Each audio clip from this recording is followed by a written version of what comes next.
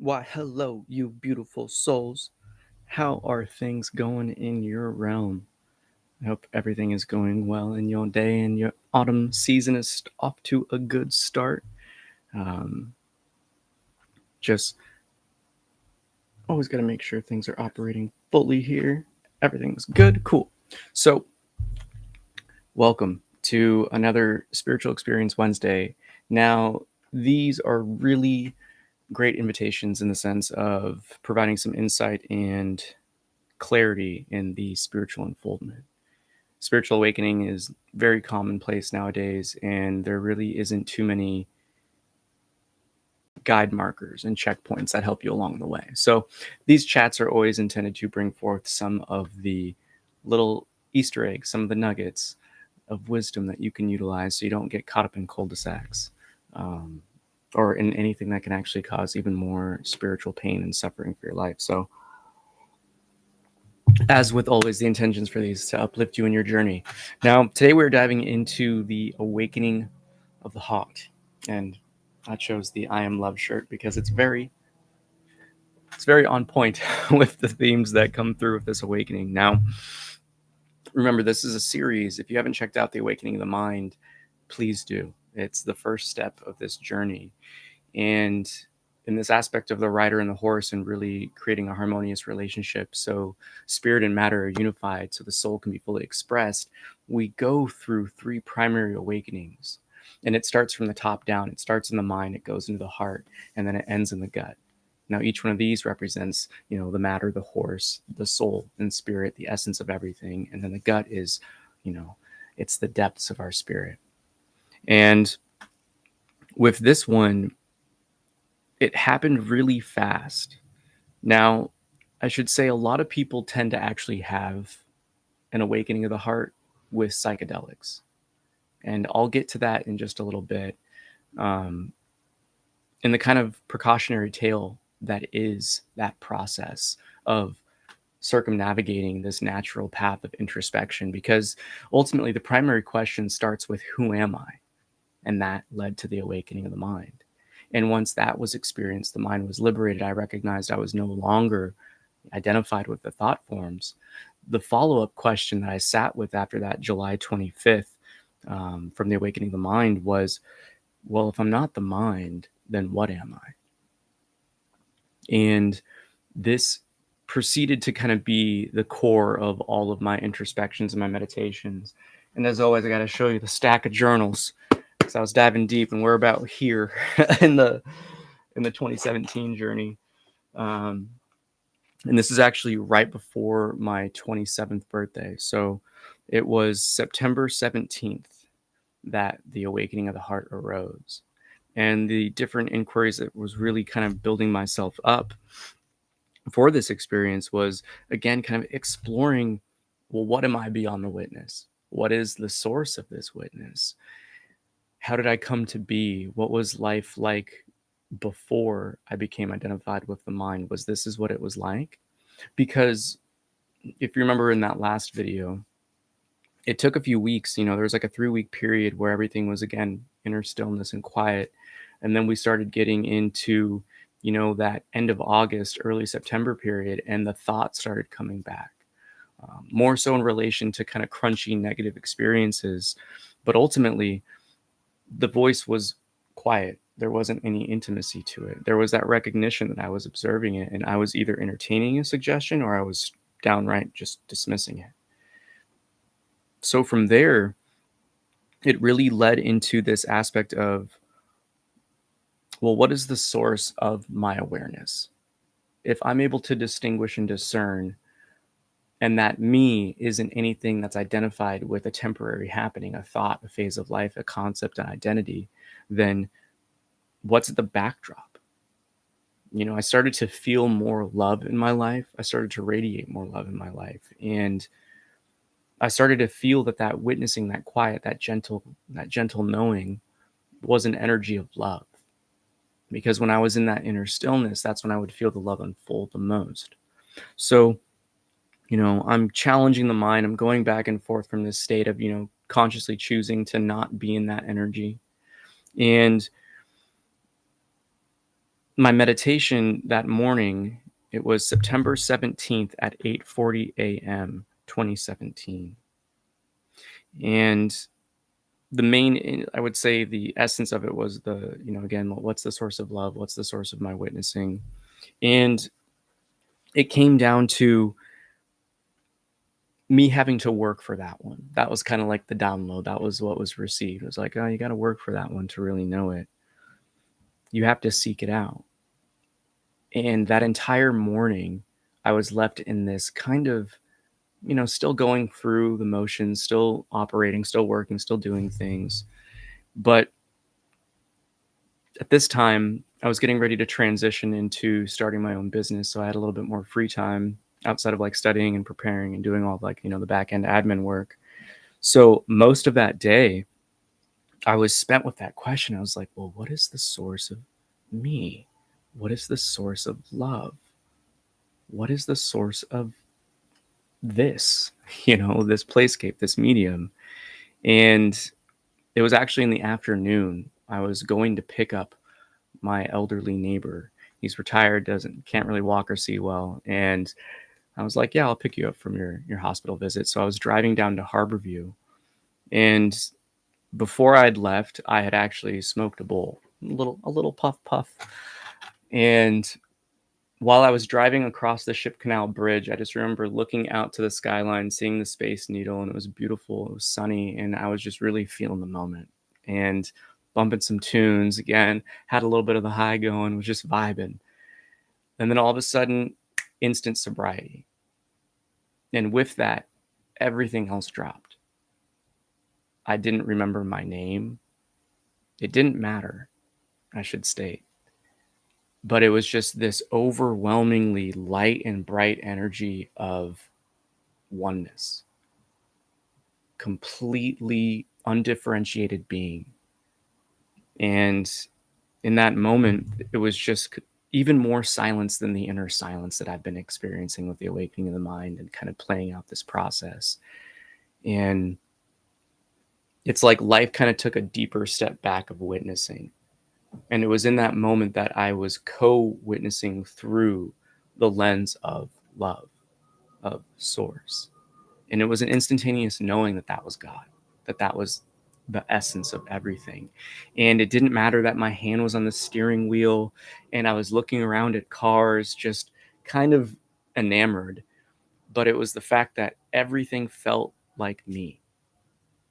Everything felt the same. When I say undifferentiated being, I really do mean that. Like, there was no end to my skin.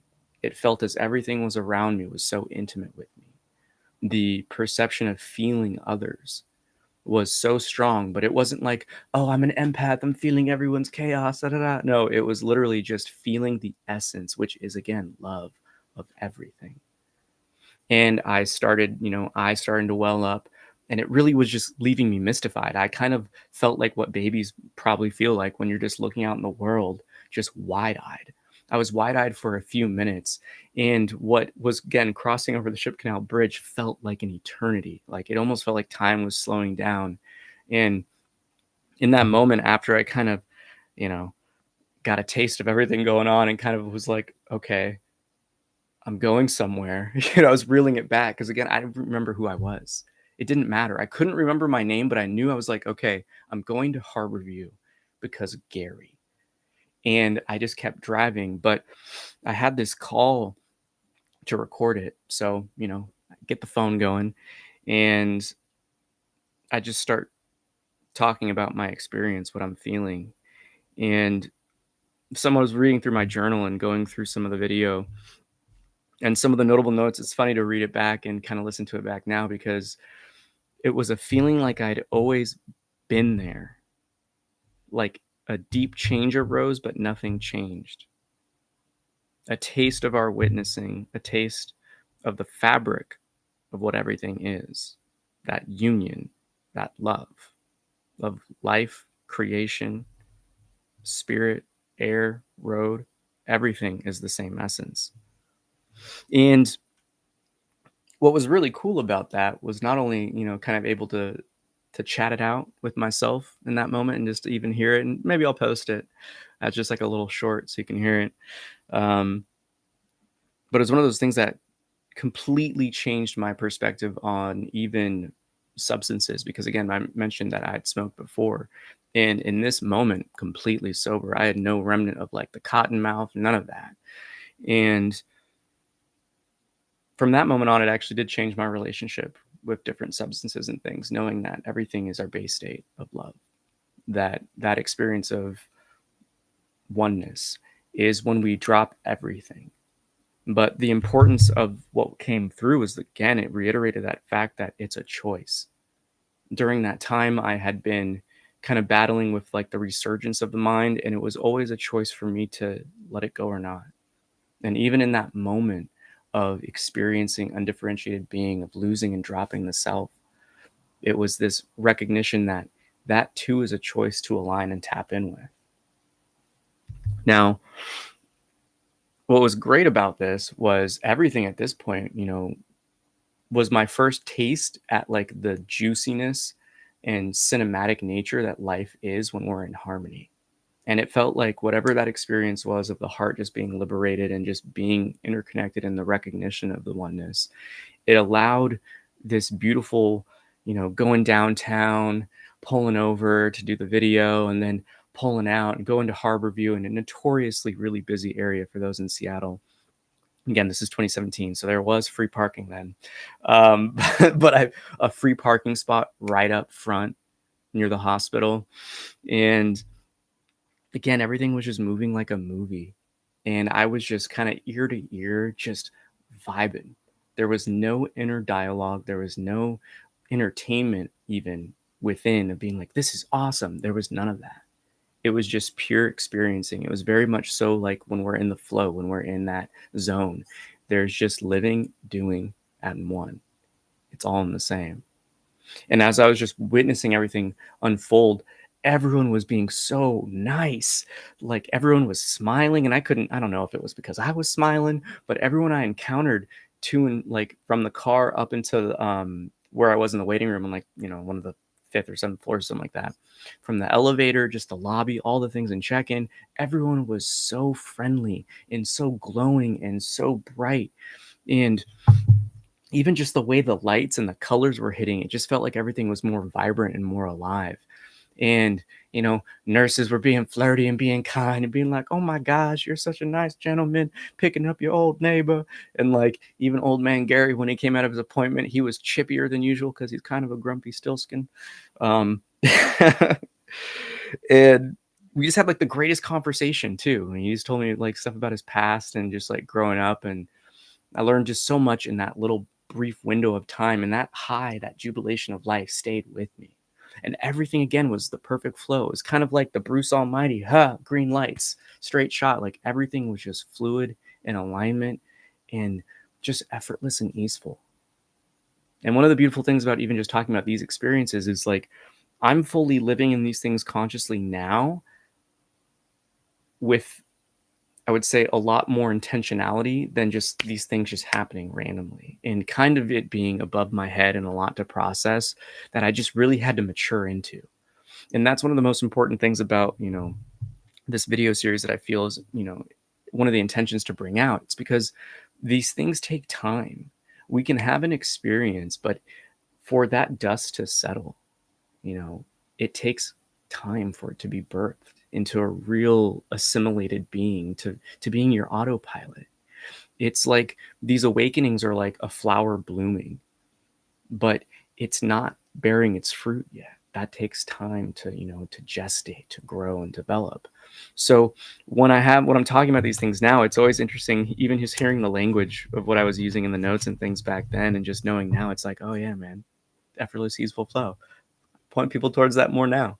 But it was just that journey of when you search for what we are, that's like the real essence. And I hope it can be like one of the biggest takeaways with this one is that you can discover what we are, who you are, what life is, but we have to seek it out. Everything is a choice.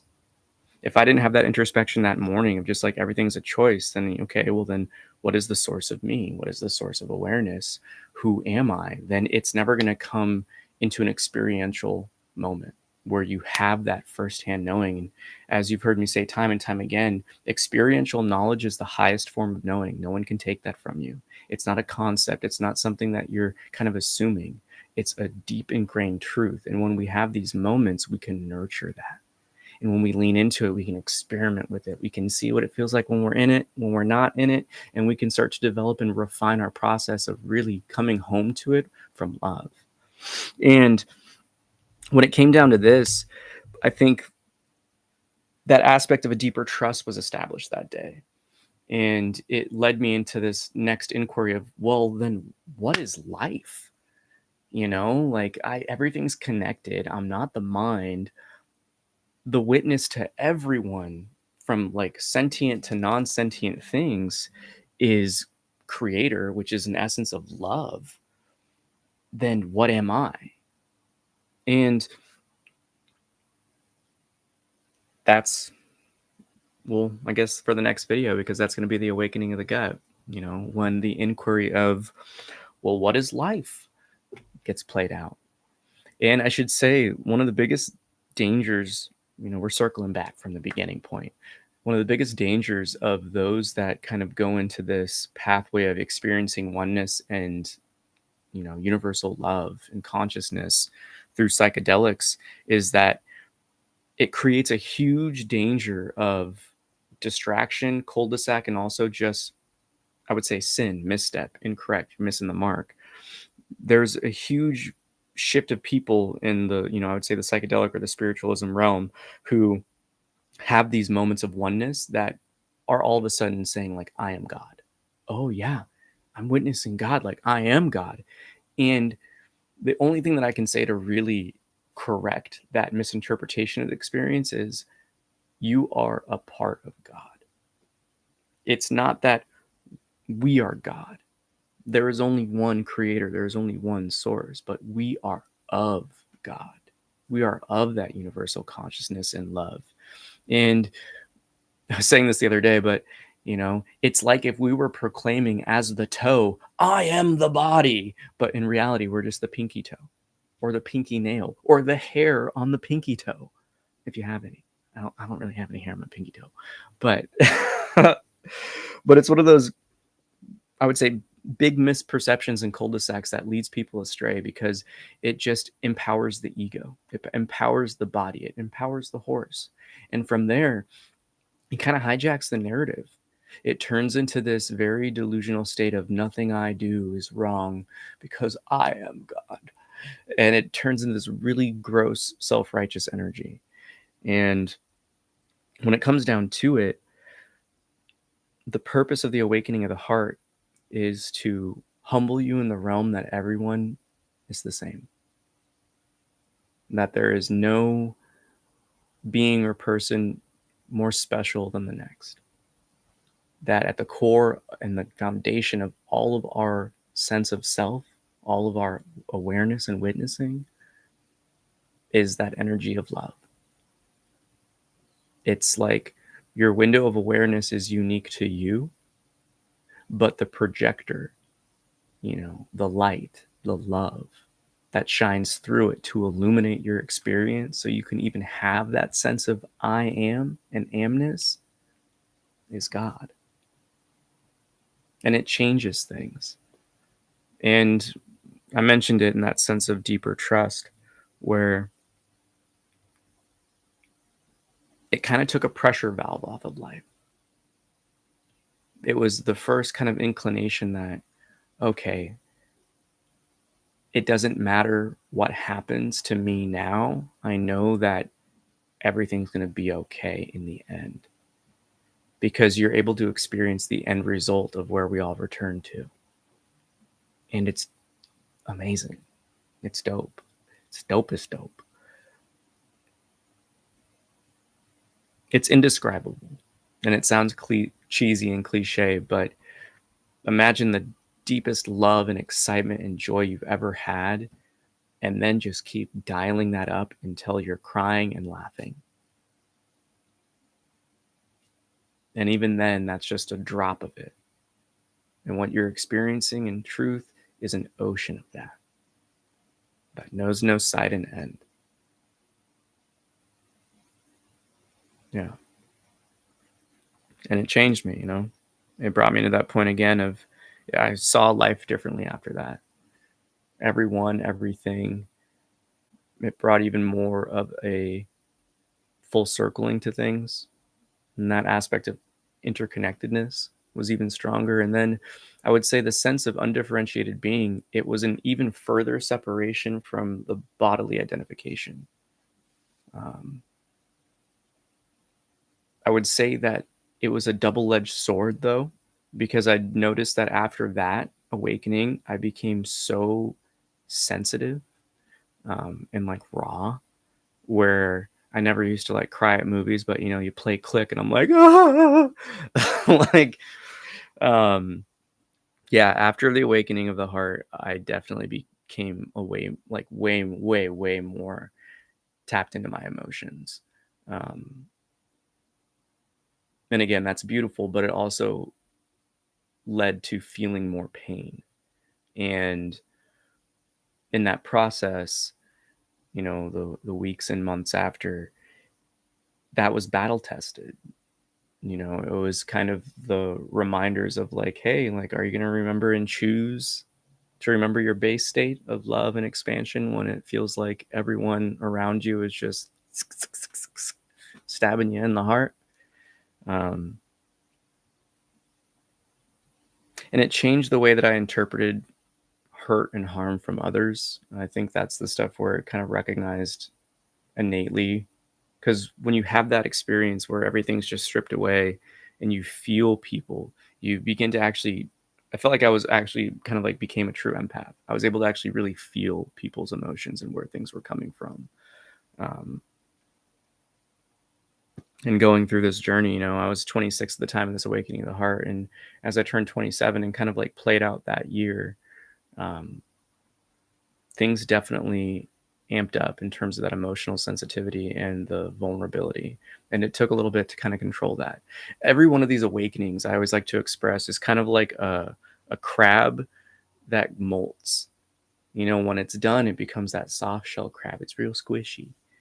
That's exactly what happens to us during our spiritual unfoldment. You know, I got my notepad from my notes. Um, and I think one of the things that was really confusing about this experience specifically is that, you know, I had felt,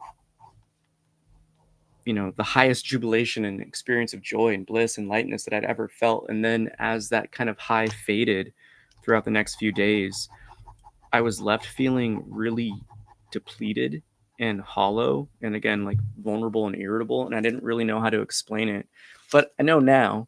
But I, I kind of had to live through this where, you know, as you kind of go through that level and that awakening happens, it's kind of like the energy potential of like atoms, you know, like things continue to scale up.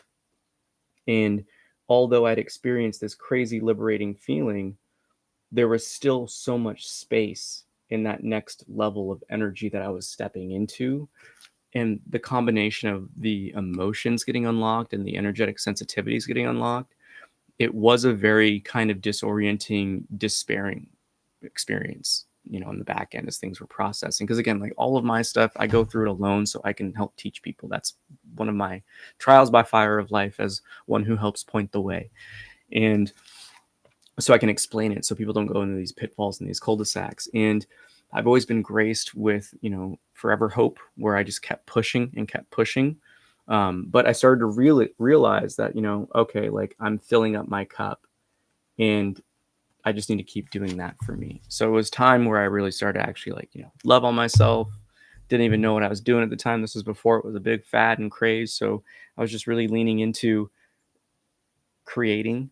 Um, it really helped that I had just started my business in October in 2017, coming up on 8 years.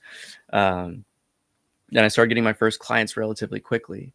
So, in these moments of helping others and seeing them achieve things and have life changes, I was kind of getting filled up by that, like, oh, my baby's growing satisfaction.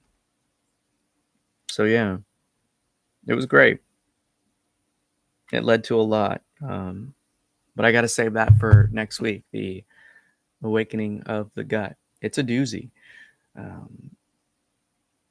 I would say, as a little teaser for it, this is the path to enter into that experience of the fear of God and overcoming death and gaining the deepest trust and faith in life and God and Creator as you can ever experience. But it is that pathway of you have to walk through the valley of the shadows of death. You die before you die. Best teaser I got for it. So yeah, and if you enjoyed this one and you haven't checked out The Awakening of the Mind and kind of like get a little orientation to it, check that one out. Don't forget to give the video a like, share, leave a comment. Let me know, how's your journey been? What do you need in your journey? How can I help you with the content? I'm trying to give more free goodies to people outside of the clients that I work with here in Seattle. And if you want to work with me and you're remote, fsperformance.com. Check it out. It's in the description. Yeah, I'm looking to continue to build more community and students. So I love you. Thanks for dropping in. Remember, we are all love. Love is the backdrop. The awakening the heart is one of the beautiful things about that. So may the fruit of knowledge offer a seed, and in that seed may your love, will, and intuition give life and nourishment, for a tree shall grow, and in its shade may you find peace, and offer peace to all who ask. Namaste. I bow to the divine within you. I love you so much. Catch you Sunday for another sad song. Peace.